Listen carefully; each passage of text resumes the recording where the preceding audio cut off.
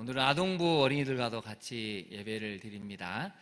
아동부 어린이들이 예배를 참여하면 저도 긴장이 됩니다. 설교를 잘해야 될 텐데 어떻게 잘해야 되지? 이게 좀 고민이 되더라고요.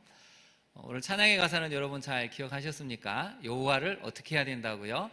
찬양하라고 했습니다. 여러분 찬양하는 삶을 좀 잘 살고 계신가요? 하나님을 찬양한다는 것은 하나님을 기억한다는 것입니다. 기억한다는 것은 그 은혜를 기억한다는 것이고 은총을 기억한다는 것이죠. 좋은 기억이 있을 때 찬양이 나오는 것이지 나쁜 기억이 있으면 노래하기가 어렵습니다. 하나님은 항상 우리에게 좋은 것을 주시기를 원하시는 분이시죠. 그래서 여러분 인생에 늘 하나님을 기억하고 찬양하는 그 은혜로운 삶이 되시기를 진심으로 축원합니다. 우리 한 번 더 옆에 분과 한번 인사를 나눠보실까요? 우리 하나님을 찬양합시다. 한번 인사해 보시죠. 우리 하나님을 찬양합시다. 네. 우리 아이들이 왔으니까 이벤트를 잠깐 해보고 말씀으로 좀 들어가 보려고 하는데요. 자, 우리 아동부 어린이들이 좀 적긴 하지만 대답을 해볼까요? 자, 물의 색깔은 무슨 색입니까? 네. 물의 색깔은 흰색인가요? 흰색이면 안 되죠. 물의 색깔은 투명합니다. 색깔이 없죠. 자, 투명한데 여기에 뭘 하나 넣어 보겠습니다. 어떻게 바뀌는가 한번 보십시오. 네. 보이시나요? 네. 서서히 바뀌고 있습니다. 네. 자, 무슨 색으로 바뀔까요? 네. 네. 점점 더 바뀌고 있는데 네. 굉장히 빠른 속도로 바뀌고 있죠. 네. 이것만 쳐다보면 힘이 드니까 좀 내려놓고 완전히 바뀔 때 말씀을 드리겠습니다. 제가 이 말씀을 드리려고 하면 원래 우리는 하나님이 창조하실 때 순수하고 맑은 영혼이었습니다. 정말 가까이 가기만 해도 그 투명한 순수한 맑음에 우리가 감탄하고 서로를 바라볼 때 기뻐할 수밖에 없는 존재였는데 제가 들어오니까 이 맑디 맑은 이 물 같은 존재가 변화가 됐다는 것이죠. 이제 거의 다 변화가 됐는데요. 여러분 이게 무슨 색으로 바뀌었죠? 약간 오렌지색으로 지금 바뀌고 있습니다. 제가 이제 멀티비타민 이걸 좀 넣어봤더니 발포 비타민을 넣었더니 이렇게 색깔이 좀 바뀌었습니다. 우리가 인생을 살아가면서 무엇을 채우느냐는 우리도 모르게 점점 투명한 물 같은 곳에 뭔가를 넣는다는 것이죠. 재를 넣으면 점점 어두워지게 됩니다. 탐욕을 넣으면 또 음란을 넣으면 괴물과 같은 색깔로 아주 진한 어두움의 색으로 바뀌게 되겠죠. 그래서 여러분 이번에 우리 자녀들을 만나실 때 우리 자녀들에게 은혜를 불어넣으시고 말씀을 불어넣으시고 예수 그리스도의 향기를 불어넣으시는 우리 성도님들이 되셔야 합니다. 너무나 이 세대가 악하고 음란하기 때문에 앞으로 우리 자녀들이 어떤 가치관을 지니고 살지는 알 수가 없습니다. 차별금지법이 계속 지금 이슈가 되고 있지만 여러분 차별금지법을 알면 안 믿는 부모들도 반대할 수밖에 없습니다. 여러분 앞으로 차별금지법이 통과가 되면 학교도 모든 공용 화장실도 어떻게 화장실이 바뀌냐면 남녀 화장실이 없어집니다. 남자도 여자도 누구나 들어갈 수 있는 공용 화장실을 만들어야 될 정도로 조례가 싹 바뀌게 되고요. 아이들이 원한다면 자기 성별을 중학교 때부터는 부모의 동의 없이 바뀔 수 있는 조례가 만들어질 수도 있습니다. 그게 이미 외국에서 보여주는 사례죠. 잘못하면 아이들이 가치관을 찾고 엉뚱한 세상의 문화 속에서 형성하기 때문에 말씀이 아닌 엉뚱한 가치관으로 변질되는 그것을 받아들이고 그것이 정답인 양 생각을 할 수 있다는 것이죠. 지난주에 이제 한 신문에서 재밌다기보다는 참 많은 생각해야 될 기사를 하나 썼는데 한번 볼까요? 우리 어르신 세대는 아마 이해를 하실 텐데 전설적인 광고가 있습니다. 우리가 옛날에 그 광고 중에 하나는 여보 아버님 댁에 보일러 놔드려야겠어요 라는 광고가 있었죠. 화면을 한번 보실까요? 근데 최근에는 이게 바뀌었습니다. 어떻게 바뀌었냐면 제일 앞에 화면입니다. 여보 아버님 댁에 AI 휴머노이드 로봇을 놔드려야겠어요 라고 최근에 신문기사가 나왔습니다. 그래서 이 신문기사를 제가 읽어보니까 어떻게 이 기사가 나왔냐면 제가 한번 읽어드릴게요. 공고가 났습니다. 공고가 났는데 하루 최대 30파운드 약 13kg의 무게를 들고 7시간 이상 걸을 수 있어야 함. 하루 종일 서 있고 앉고 걷고 몸을 구부리고 웅크릴 수 있어야 함. 시급은 $25, 33,000원에서 $48, 64,000원 정도 되는데 복리후생도 제공을 합니다. 그래서 물류창고나 뭐 건설 현장 채용 광고인가, 뭐 쿠팡에서 알바를 구하나 싶지만 아닙니다. 지난달 초에 테슬라 홈페이지에 올라온 광고인데요. 직책 이름은 데이터 수집 운용자입니다. 이들은 모션 캡처 슈트와 가상현실 헤드셋을 착용하고 수행하는 모든 동작들이 있는데 이것은 디지털화가 됩니다. 예를 들면 뭐 쓰레기를 줍는다든지 청소를 한다든지 앉고 일어선다든지 좀 달린다든지 무거운 물건을 들을 때 모든 동작들이 이 모션 캡처 슈트에서 입력이 돼서 데이터로 저장이 된다는 것이죠. 왜 이렇게 하냐면 테슬라의 휴머노이드 인간형 로봇 옵티머스를 훈련시키려고 이 모집 광고를 냈다는 것입니다. 근데 이제 마지막 신문 기사에 이것을 개발하고 추진하는 이분이 뭐라고 대다 마지막 인터뷰를 했냐면 많은 충격적인 사실을 암시하는 내용을 했습니다. 지금까지는 테슬라 자동차가 모든 것을 자율주행을 하면서 또 차가 운행하면서 모든 데이터를 수집을 했다면 이 휴머노이드 옵티머스가 등장을 하면 인간의 모든 생각, 감정을 표현하는 것을 다 데이터하고 어디든지 갈 수 있다는 것입니다. 화장실도 갈 수 있고 카페도 갈 수 있고 학교도 갈 수 있고 야구 경기장도 갈 수 있는데 그 모든 데이터를 딱 수집을 해서 어떤 결과물을 만들어낼 수 있다는 인터뷰를 했습니다. 제가 이제 최근에 드디어 고민이 되기 시작한 게 뭐냐면 호모데우스에서도 이제 그런 내용이 좀 나오는데요. 여러분 한번 로봇 청소기를 한번 생각해 보십시오. 로봇 청소기가 청소를 하지만 누가 수고를 해야 됩니까? 사람이 수고를 해야 됩니다. 의자도 다 치워줘야지 로봇 청소기가 움직입니다. 로봇 청소기가 최적화할 수 있는 공간을 만들어줘야 청소가 잘하게 되죠. 점점 더 여러분 집안의 모든 것을 스마트폰 하나로 통제를 할 수 있다면 당장은 편하겠죠. 근데 여기 함정이 하나가 있습니다. AI가 지시하는 정답이라고 내놓은 최적화된 온도, 실내 인테리어, 환경을 서서히 따라가게 됩니다. 자, 우리는 좀 생각을 할 수 있는데 우리 다음 세대는 어떻게 될까요?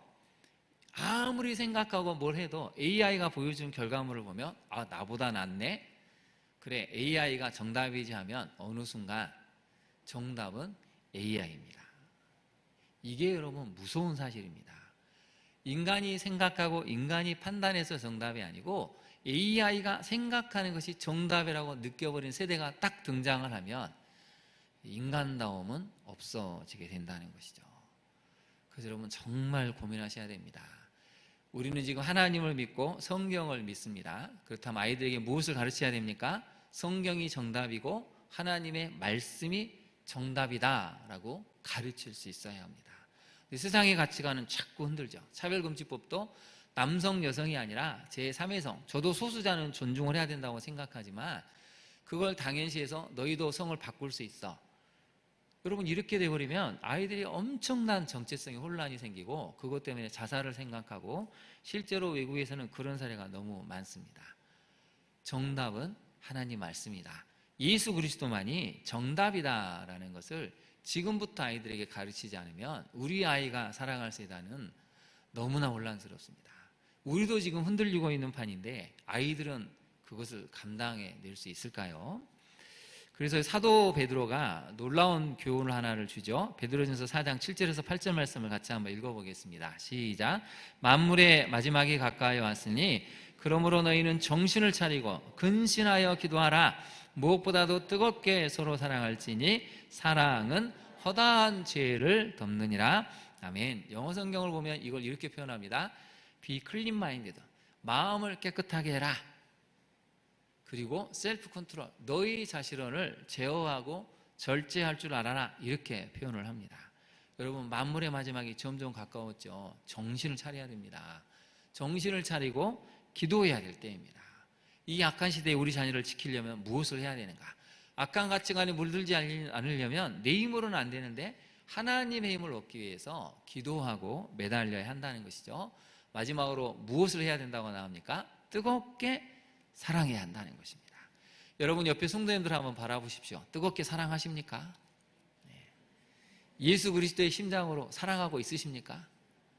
바라만 봐서 전혀 감흥이 없다 그러면 이게 문제가 좀 있는 것이죠. 뜨겁게 사랑해야 한다는 것입니다. 하나님을 뜨겁게 사랑하면 여러분, 옆에 있는 성도님, 내 남편, 내 아내를 뜨겁게 사랑하지 않을 수가 없습니다. 왜 이렇게 교회가 사랑이 없을까요? 사실 하나님의 사랑이 우리 안에 채워지지 않기 때문입니다. 그래서 우리 인생은 비우고 채움의 연속인데요. 이번에 신문에서 너무 타이틀을 잘 뽑아서 제가 한번 캡처를 해봤습니다. 한번 볼까요? 고향의 이 명절에 고향을 방문하면 이것을 비워드려야 된답니다. 약과 앱은 냉장고, 이건 비워야 된답니다. 부모님 댁에 가보니까 철진한 약봉지가 얼마나 많은지 모릅니다. 그래서 유통기한 지난 약은 싹 버려야 한다는 것이죠. 아버님, 어머니 핸드폰을 보니까 정체를 알 수 없는 앱들이 너무 많이 깔려 있습니다. 그것도 싹 제거해서 비워야 한다는 것이죠. 냉장고를 열어봤더니 한숨이 나옵니다. 철진한 음식물이 너무 김치 냉장고에 가득 가니까 그것도 비워야 된다는 것이죠. 뭘 채워야 됩니까? 정을, 안전을, 추억을 채워야 한다고 하는데요. 사진을 이제 한번 보실까요? 10가지가 나와 있습니다. 자, 여러분 사진을 보니까 한숨이 나오시죠? 예. 정리할 때 나온 것이 저 정도입니다. 그래서 식탁이 버려야 될 것, 식탁이 약봉지를 정리하고 손잡고 스마트폰을 어떻게 활용해야 되는가, 스마트폰 완전 정복을 할 수 있도록 도와드려야 되고, 안전을 위협하는 청소 사각지대를 살펴서 사각지대를 없애야 한다는 것입니다. 욕실에서 미끄러지지 않도록 미끄러운 반지 매트를 깔든지 이걸 해야 된다는 거죠. 확인하자. 집안 곳곳 낙상주 유보. 침대에서 떨어질 수 있고 소파에서 잘못해서 넘어질 수 있으면 낙상할 수 있는 곳을 살펴서 안전장치를 만들어야 한다는 것이죠. 오래되고 방치된 조명, 전자기기는 손을 봐야 시력이나 여러 가지 활동에 있어서 어려움이 없다는 것입니다. 그러면 뭘 채워야 될까요? 한번 볼까요? 이제 냉장고에 블랙홀을 정리를 해야 됩니다.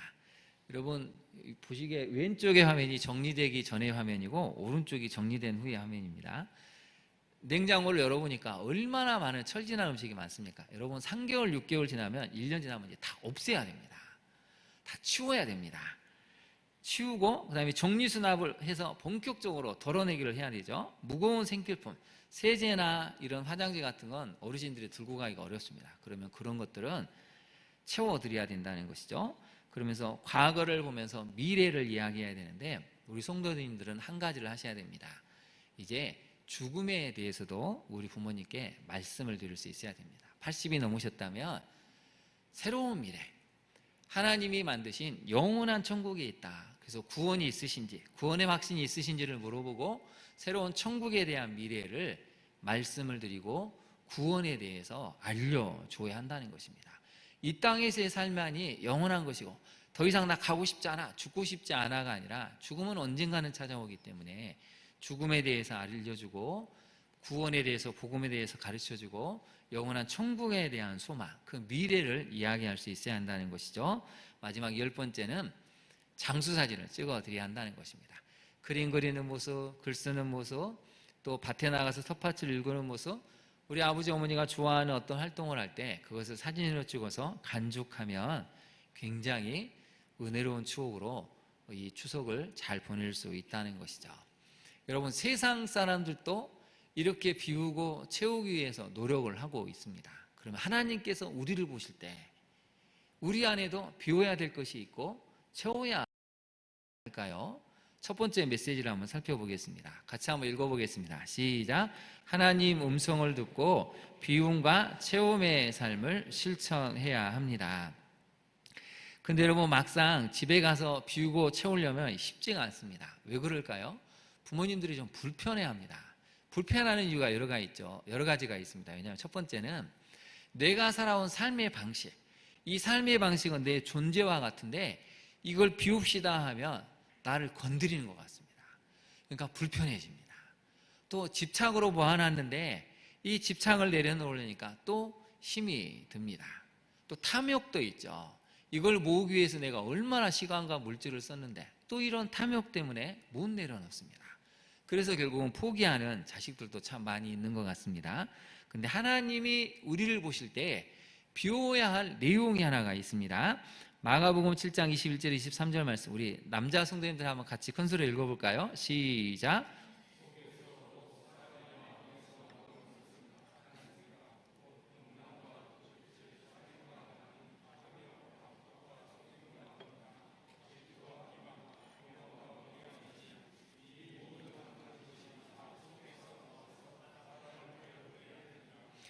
예수님이 말씀하셨습니다. 너희 속에서 나오는 것은 선한 것이 없다. 분명하게 정의를 내리셨습니다.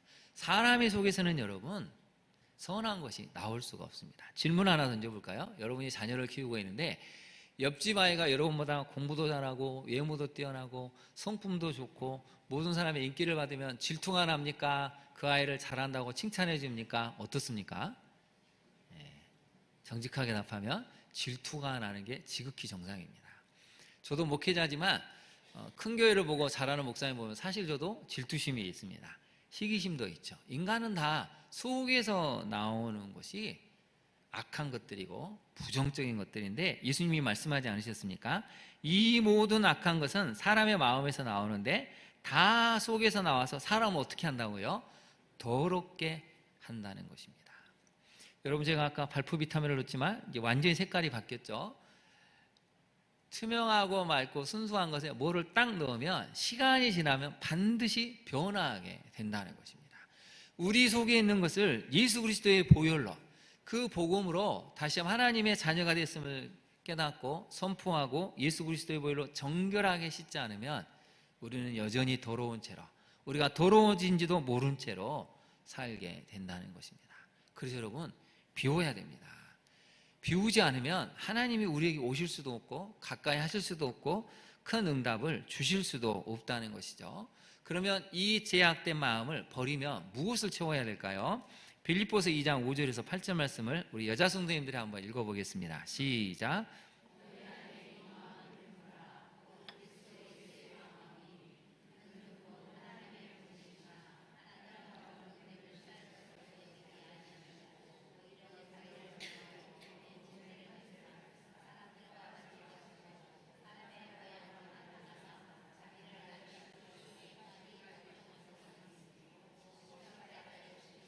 네, 우리 안에 채워야 될 마음은 누구의 마음입니까? 그리스도 예수의 마음이라는 것입니다. 왜 예수님의 마음을 채워야 됩니까? 오늘 성경 구절은 알려주고 있습니다. 그분은 하나님과 동등된 삼위일체 하나님이신데 아버지 하나님과 동등된 것을 취할 것으로 여기지 아니하고 7절에 보니까 자기를 비우셨다는 것입니다.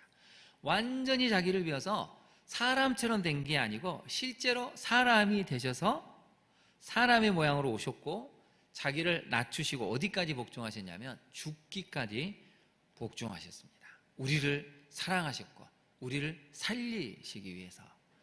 여러분, 여기까지 비워야 된다는 것입니다. 근데 우리는 비울 수가 없죠. 사람들이 나를 조금만 무시하면, 조롱하면, 별거 아닌 걸로 차별하면 우리는 못 견뎌 합니다. 근데 우리 예수님은 어떤 분이십니까? 낮추시고 죽기까지 복종하셨는데 십자가에 달리시기까지 죽으심으로 복종하셨습니다. 여러분, 우리는 십자가를 깊이 생각하지 않지만 십자가를 한번 상상해 보십시오. 벌거벗은 채로 모든 사람 앞에서 그 수치스러운 모습을 다 보이셨습니다. 인간도 그 수치심을 보이면 죽어버리고 싶은데 하나님이신 그 예수 그리스도께서 완전히 벌거벗긴 채로 모든 사람들 앞에서 그 수치를 드러내셨을 때 얼마나 괴롭고 힘드셨겠습니까? 근데 거기까지 비우셨다는 것입니다.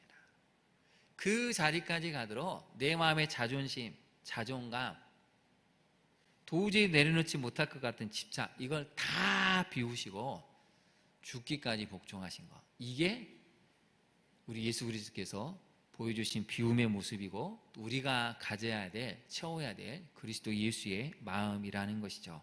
적용을 한번 해볼까요? 여러분, 지금 비우고 채워야 할 것은 무엇입니까? 말씀을 통해 분별하고 기도하며 행동하고 있습니까? 무엇을 비워야 되지? 무엇을 채워야 되지는 우리가 말씀을 묵상하고 기도하지 않는 순간에는 일어나지 않습니다.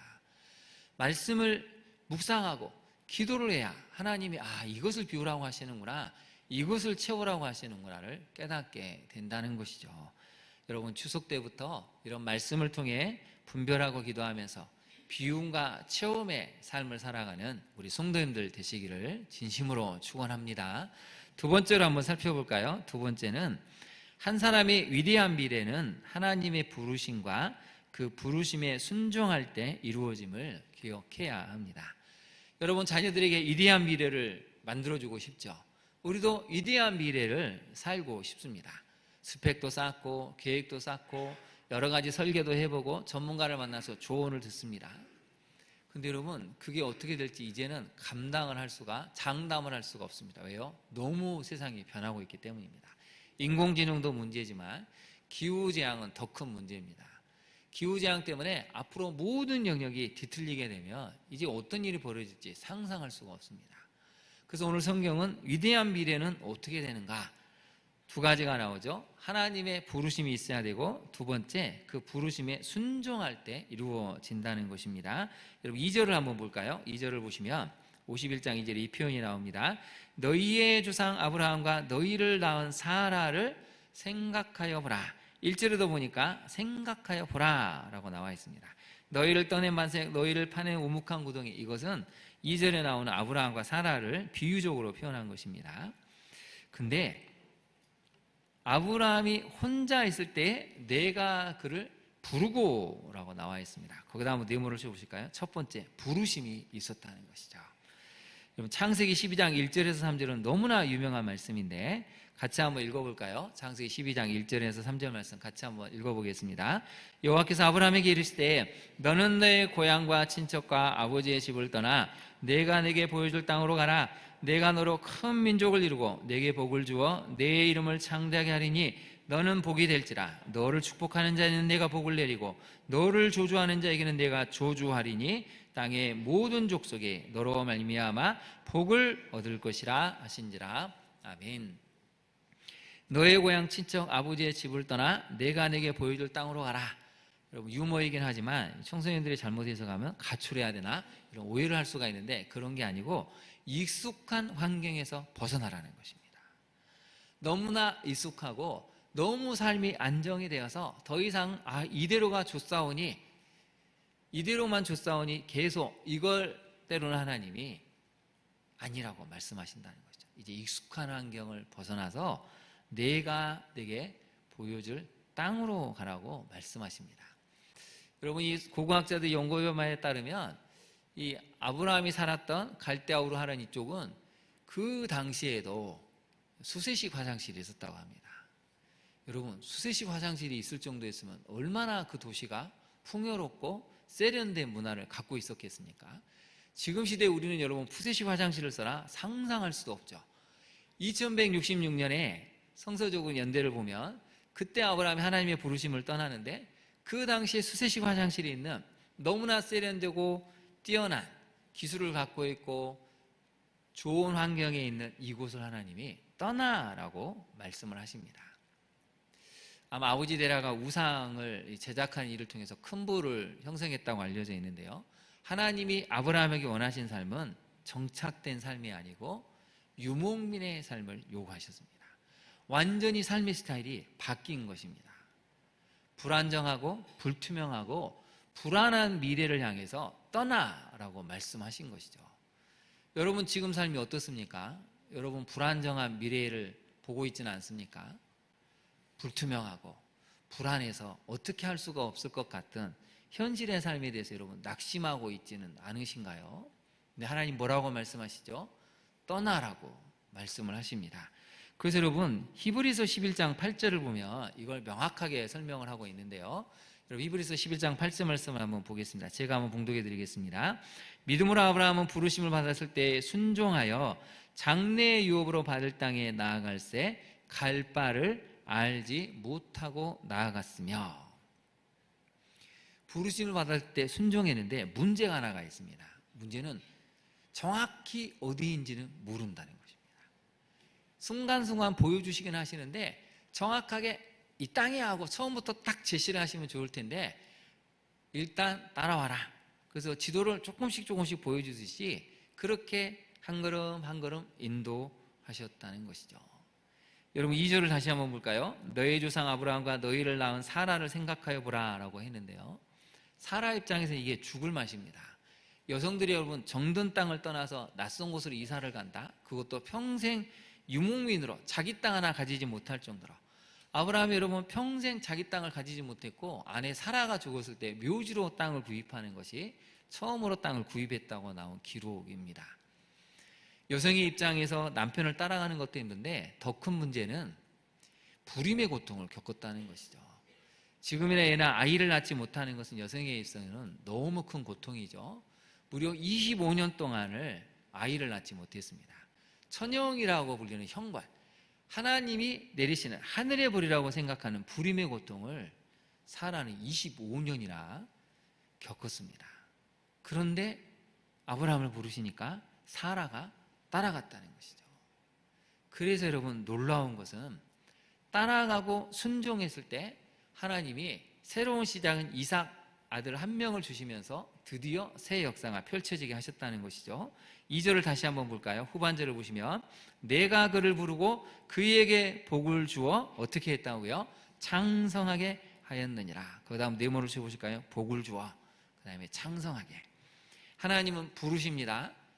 갈 바를 알지 못해서 이 길일까 저 길일까 1년이 가고 10년이 가고 20년이 가고 25년이 되었을 때 하나님이 복을 주셨는데 이삭이 낳아지고 야곱이 낳아지고 야곱을 통해서 12아들이 낳고 애굽으로 가서 200만 명이 되는 민족을 이루는 창성한 복을 주셨다는 것이죠.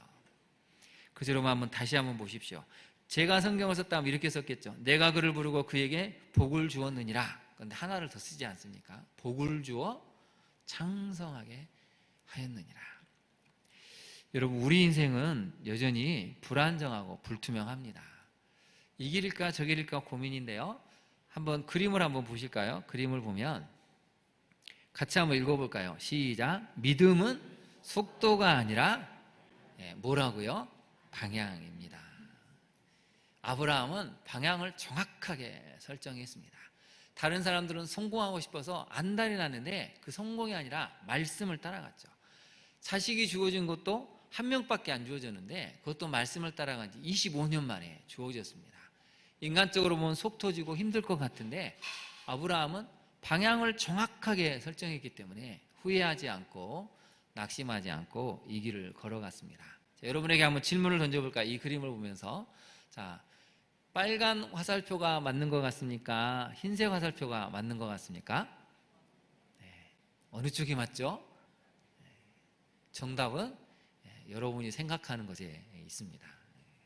빨강일 수도 있고 흰색일 수도 있겠죠. 근데 성경을 보니까 넓은 길로 가는 사람은 많은데 좁은 길로 가는 사람은 적다는 걸 보니까 빨간 화살표가 맞는 것 같습니다. 여러분, 인생은, 미래는 속도가 아니고 방향입니다. 우리 그리스도인들은 말씀의 방향성을 정확하게 잡아야 합니다. 말씀의 방향성을 잡지 않으면 속도에 치우쳐서 남들보다 더 많이 가져야 되고 더 빨리 아이들을 스펙을 쌓게 해야 되고 정신없이 하다 보는데 나중에야 뒤늦게 중요한 것을 가르치지 못해서 뒤늦게 후회하는 부모들이 얼마나 많은지 모릅니다. 여러분, 우리 자녀에게 가르쳐야 될 것은 방향입니다. 하나님을 따라라, 말씀을 따라라, 신앙을 가져라. 이 인생의 방향만 정확하게 설정해주면 하나님이 순풍을 불게 하셔서 어느 순간 남들보다 두세 배는 더 빨리 원하는 항구에 도달할 수 있다는 것이죠. 적용을 한번 해볼까요? 여러분, 지금 미래가 보이지 않는다고 초조하고 불안해합니까?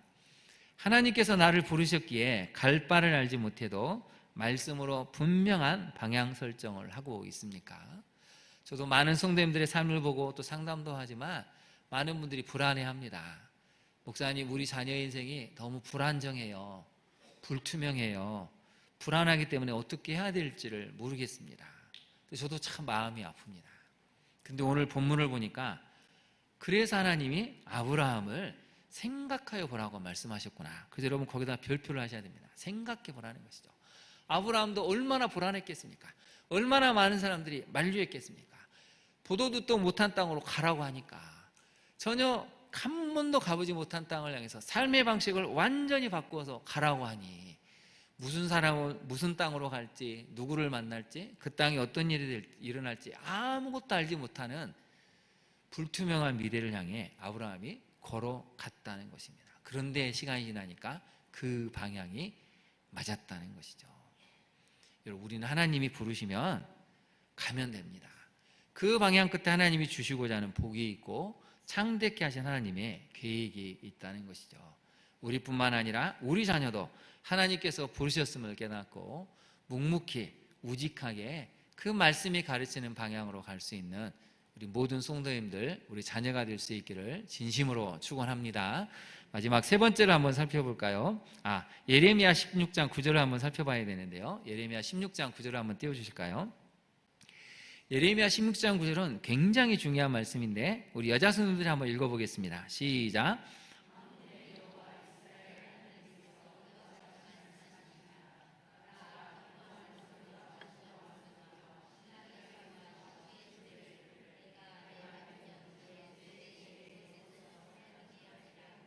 네, 잘 보시면 기뻐하는 소리, 즐거워하는 소리, 신랑의 소리, 신부의 소리를 내가 하나님께서 너의 목전, 내 눈앞에서 너의 시대에 너가 살아가는 이곳에서 이어지게 한다고 하십니까? 끊어지게 한다고 하십니까?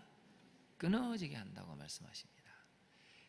이스라엘 백성들이 그렇게 수십 년, 수백 년 하나님 말씀대로 살아나고 정의와 공의를 행하고 정직과 공정한 판결을 하라고 사랑과 나눔을 실천하라고 아무리 외쳐도 듣지 않으니 결국 하나님이 예레미야 선지자를 통해서 심판을 선언하시는데 너의 목전에서 너의 시대에 이곳에서 끊어지게 한다는 것입니다. 근데 여러분 어떤 걸 끊어지게 한다는 것이죠? 소리를 끊어지게 한다는 것입니다.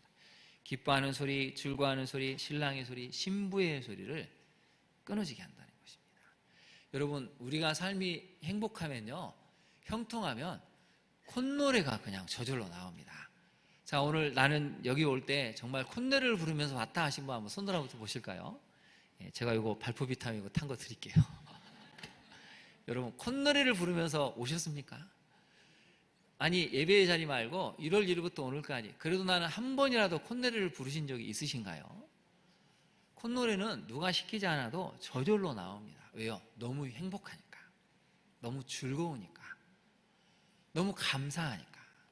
그러면 저절로 콧노래가 나오는데 여러분 이 세상에서 가장 즐거운 소리는 몇 가지가 있는 것 같습니다. 아기가 우는 소리, 아이들이 떠들고 깔깔깔거리는 소리가 제일 행복하고요. 신랑 결혼식에 가서 신랑 신부들이 결혼식 할 때 웃는 모습이 참 행복한 것 같습니다.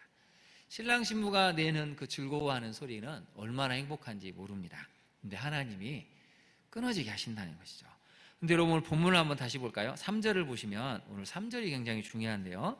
나 여호와가 시온의 모든 황폐한 곳들을 이루하여 그 사막을 에덴 같게 그 광야를 여호와의 동산 같게 하였나니, 같이 읽어볼까요? 그 가운데에 기뻐함과 즐거움과 감사함과 창하는 소리가 있으리라. 아멘. 세 번째 메시지입니다. 하나님 말씀에 순종할 때 우리 삶의 현장에는 하나님께서 주신 은혜로운 소리가 가득해짐을 기억해야 한다는 것입니다. 여러분 3절 한번 보십시오. 모든 황폐한 곳들을 이루어한다는 것입니다. 절망과 죽음과 신음과 탄식만이 있는, 원망과 분노와 적개심과 증오만이 있는 그 황폐한 곳들을 이루어하셔서 그 사막을 에덴 동산처럼 그 광야를 여호와의 동산처럼 만들어 버리신다는 것이죠. 근데 여러분 그걸 누구를 통해서 만드신다고요? 2절에 나왔던 아브라함과 사라를 통해서 만드신다는 것입니다. 하나님은 우리를 부르십니다. 우리를 부르시죠. 그러면서 이 소리를 내게 하시기를 원하시죠. 기뻐함, 즐거움, 감사함, 창화하는 소리. 여러분 아침부터 저녁까지, 우리 결혼하신 분들 한번 대답해 보십시오. 아침부터 저녁까지, 아침에 눈을 뜨면서부터 당신 때문이야, 당신만 없었으면 이런 일은 안 일어났지, 싸우고 다투는 소리가 많습니까? 오늘 참 행복해, 당신과 함께 하루를 시작해서 너무 행복해, 이렇게 감사하고 즐거워하는 소리가 많습니까? 반반인가요? 반반일 확률이 많죠. 근데 여러분 오늘 본문을 보십시오. 하나님이 주실 수 있는 소리가 있다는 것입니다. 도저히 불가능해 보이죠. 여러분 그 땅은 불가능한 땅입니다. 이미 인간이 포기해버리는 그런 절망의 땅입니다. 근데 하나님이 그 황폐한 곳들을 이루어하신다 그러시죠. 그 사막과 같은 황폐해진 광야와 같은 그 가정을, 그 교회를, 그 사회와 그 나라, 그 민족을 에덴 동산처럼, 여호와의 동산처럼 만들어 버리신다는 것입니다. 여러분 죽음의 땅에는 소리가 없습니다. 죽음의 땅에는 소리가 나지 않습니다. 소리가 날지라도 분노, 증오, 적개심만 있을 뿐이죠. 불안한 미래 때문에 흐느껴 우는 소리밖에 없습니다. 근데 그 땅을 다 바꾸시는 하나님이 계시다고 알려주고 있죠. 누구를 통해서요? 한 사람. 부르심에 반응하고 순종하는 그 한 사람. 도저히 미래가 어떻게 될지는 알 수 없지만 하나님이 부르셨으니 저는 가겠습니다. 불투명하고 불안정하고 불안한 미래 같아 보이지만, 모든 사람이 만류하는 미래 같지만 그 방향을 따라서 걸어갔더니 그곳이 에덴 동산으로 바뀌고 여호와의 동산으로 바뀌었다는 것입니다. 여러분, 우리가 이것을 우리 삶에서 경험해야 되지 않겠습니까? 예레미야서 말씀을 다시 한번 볼까요? 하나님이 이렇게 말씀하시잖아요. 보라, 기뻐하는 소리, 즐거워하는 소리, 신랑의 소리, 신부의 소리를 내가 내 목전 내 시대에 이곳에서 끊어지게 할 것이 아니고 이어지게 하시는 것이 하나님의 마음이라는 것입니다. 그래서 여러분, 우리가 이것을 이렇게 읽어볼까요? 끊어지게 하리라를 이어지게 하리라는, 이렇게 바꿔서 보라부터 같이 한번 읽어보겠습니다. 시작. 보라, 기뻐하는 소리와 즐거워하는 소리와 신랑의 소리와 신부의 소리를 내가 내 목전 내 시대에 이곳에서 이어지게 하리라. 아멘. 여러분, 이 말씀을 믿습니까? 끊어지는 삶이 아니라 이어지는 삶을 살아야 합니다. 근데 여러분, 그 이어지게 하려면 나은 사람이 중요합니다. 나은 사람. 내가 하나님의 말씀에 반응하고 하나님의 말씀에 부르심에 순종하며, 그것이 크든 작든 간에 순종하는 그 순간에 이어지게 된다는 것이죠. 여러분, 옆에 분에게 한번 그렇게 인사해 주십시오. 당신이 그것을 이어갈 사람입니다 라고 믿음의 고백을 한번 칭찬해 볼까요? 당신이 그것을 이어가게 할 사람입니다. 이어지게 할 사람이라는 것이죠. 적용을 해보겠습니다. 여러분, 가정과 내 인생에는 주로 어떤 소리가 들립니까?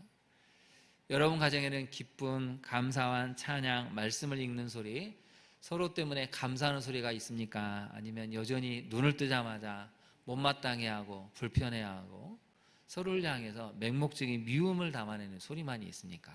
그걸 어떻게 바꾸시겠습니까?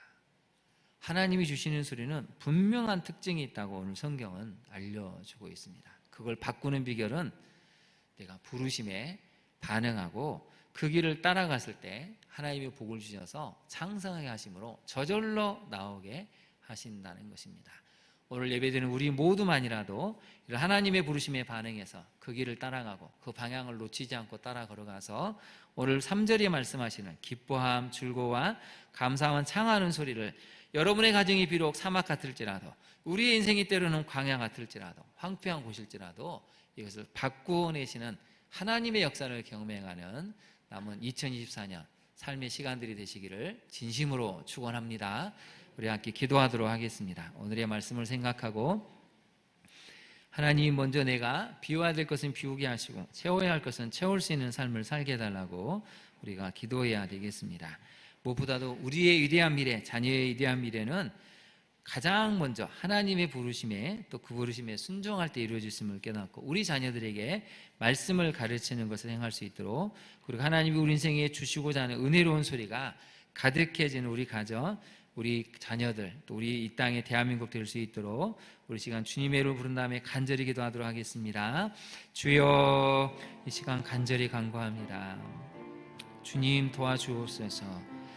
우리 가정이 때로는 황폐해진 그런 땅처럼 희망이 없어 보이고 절망만이 가득하고 눈을 뜨면 흐느끼는 소리만이 있을 뿐이고 자녀에게 좋은 것을 물려주지 못해 절망과 탄식뿐이라면 오늘의 말씀을 기억하게 하옵소서. 그래도 하나님이 한 사람 아브라함을 부르셔서 그 말씀의 방향대로 쫓아갔더니 아브라함이 서 있는 땅이, 황폐해진 땅이, 그 삭막한 광야와 같은 땅이, 사막과 같은 땅이 에덴 동산처럼, 여호와의 동산처럼 바뀌었습니다. 주님, 절망과 탄식을 하기보다 일어나 하나님의 말씀을 쫓는 우리가 되게 하옵소서. 우리 자녀에게 더 좋은 것을 물려주지 못해 때로는 부모로서 가슴이 아플지라도 오늘의 말씀에 통해 위로를 얻고 우리에게 정말 물려줘야 할 것은 하나님의 말씀이며 하나님의 부르심임을 깨달아 내가 먼저 그 삶을 향해 걸어가게 하옵소서. 내 안에 여전히 내려놓지 못한 집착과 탐욕과 하나님 욕망이 있다면 그것을 예수 그리스도의 십자가 은혜로 내려놓기를 원합니다. 우리가 채워야 될 될 것은 예수 그리스도의 마음이며 말씀이며 은혜임을 깨닫습니다. 주여 우리 마음을 비우게 하시고 주의 은혜로 예수 그리스도를 채울 수 있는 우리가 되게 하옵소서. 우리가 하나님의 부르심에 반응하여 우리 가정에 정말 하나님이 주시고자 하는 그 찬양의 소리, 기쁨의 소리, 감사의 소리, 즐겁게 노래하고 콧노래를 부르는 그 소리가 우리 가정 가운데 채워지기를 소망합니다. 그 소리를 이어가는 우리 세대가 되게 하옵소서. 그 소리를 우리 자녀들에게 물려줄 수 있는 위대한 믿음의 미래를 만들어가는 우리 모두가 되게 하옵소서. 예수님 이름으로 기도합니다. 아멘.